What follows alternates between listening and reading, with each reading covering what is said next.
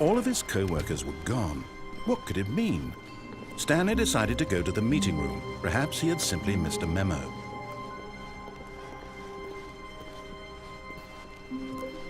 When Stanley came to a set of 2 open doors, he entered the door on his left.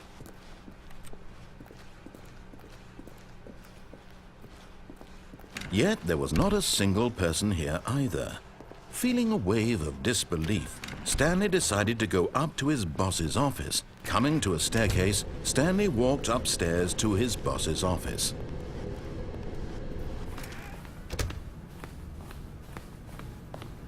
Stepping into his manager's office, Stanley was once again stunned to discover not an indication of any human life. Shocked, Stanley was in such a rush to get through the story as quickly as possible, he didn't even have a single minute to just let the narrator talk. That kind of anxiety isn't healthy, so he relaxed for a few moments with some calming New Age music.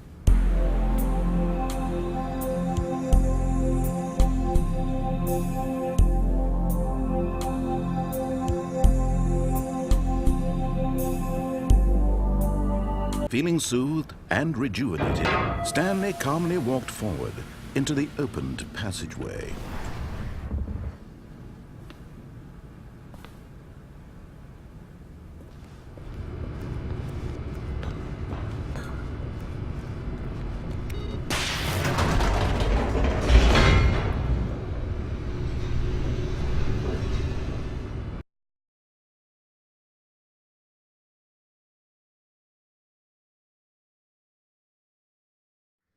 Descending deeper into the building, Stanley realized he felt a bit peculiar.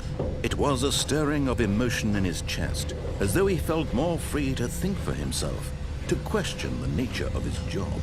Why did he feel this now, when for years it had never occurred to him? This question would not go unanswered for long. Stanley walked straight ahead through the large door that read Mind Control Facility.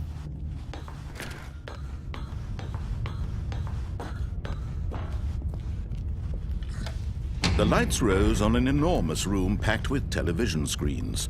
What horrible secret did this place hold? Stanley thought to himself. Did he have the strength to find out?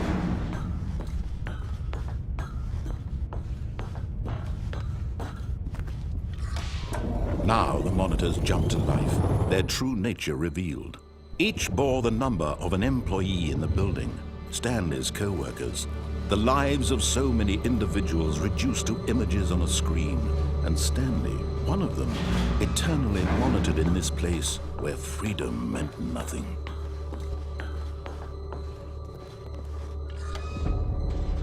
This mind control facility, it was too horrible to believe. It couldn't be true. Had Stanley really been under someone's control all this time? Was this the only reason he was happy with his boring job? That his emotions had been manipulated to accept it blindly? No, he refused to believe it. He couldn't accept it. His own life in someone else's control? Never! It was unthinkable, wasn't it? Was it even possible? Had he truly spent his entire life utterly blind to the world? But here was the proof, the heart of the operation. Controls labeled with emotions, happy or sad or content, walking, eating, working, all of it monitored and commanded from this very place. And as the cold reality of his past began to sink in, Stanley decided that this machinery would never again exert its terrible power over another human life, for he would dismantle the controls once and for all.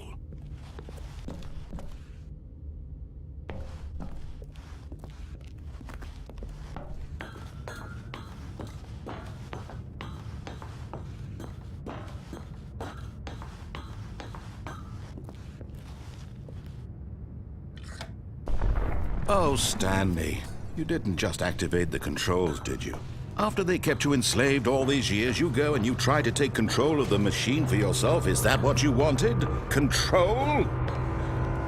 Oh, Stanley, I applaud your effort, I really do. But you need to understand, there's only so much that machine can do.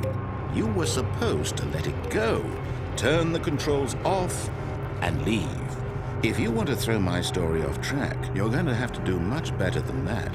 I'm afraid you don't have nearly the power you think you do. For example, and I believe you'll find this pertinent, Stanley suddenly realized he had just initiated the network's emergency detonation system. In the event that this machine is activated without proper DNA identification, nuclear detonators are set to explode, eliminating the entire complex. How long until detonation then? Let's say 2 minutes. Now this is making things a little more fun, isn't it, Stanley? It's your time to shine. You are the star. It's your story now. Shape it to your heart's desires. Oh, this is much better than what I had in mind. What a shame we have so little time left to enjoy it. Mere moments until the bomb goes off. But what precious moments each one of them is. More time to talk about you, about me, where we're going, what all this means. I barely know where to start. What's that? You'd like to know where your co-workers are? A moment of solace before you're obliterated? All right, I'm in a good mood. You're gonna die anyway. I'll tell you exactly what happened to them. I erased them. I turned off the machine. I set you free. Of course, that was merely in this instance of the story. Sometimes when I tell it, I simply let you sit there in your office forever, pushing buttons endlessly and then dying alone. Other times, I let the office sink into the ground, swallowing everyone inside, or I let it burn to a crisp. I have to say this, though, this version of events has been rather amusing. Watching you try to make sense of everything and take back the control wrested away from you, it's quite rich. I almost hate to see it go. But I'm sure whatever I come up with on the next go-around will be even better. My goodness, only 34 seconds left. But I'm enjoying this so much. You know what? To hell with it. I'm going to put some extra time on the clock. Why not? These are precious additional seconds, Stanley. Time doesn't grow on trees. Oh dear me, what's the matter, Stanley? Is it that you have no idea where you're going or what you're supposed to be doing right now? Or did you just assume when you saw that timer that something in this room was capable of turning it off? I mean, look at you. Running from button to button, screen to screen, clicking on every little thing in this room. These numbered buttons, no, these colored ones. Or maybe this big red button, or this door. Everything, anything, something here will save me. Why would you think that, Stanley? That this video game can be beaten? Won? Solved? Do you have any idea what your purpose in this place is?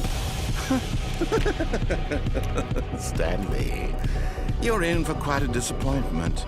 But here's a spoiler for you. That timer isn't a catalyst to keep the action moving along. It's just seconds ticking away to your death. You're only still playing instead of watching a cutscene because I want to watch you for every moment that you're powerless. To see you made humble. This is not a challenge. It's a tragedy. You wanted to control this world, that's fine. But I'm going to destroy it first, so you can't. Take a look at the clock, Stanley. That's 30 seconds you have left to strike.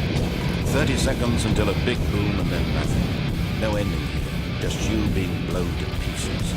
Will you cling desperately to your frail life, or will you let it go peacefully? Another choice. Make it count, or don't. It's all the same to me, all a part of the joke.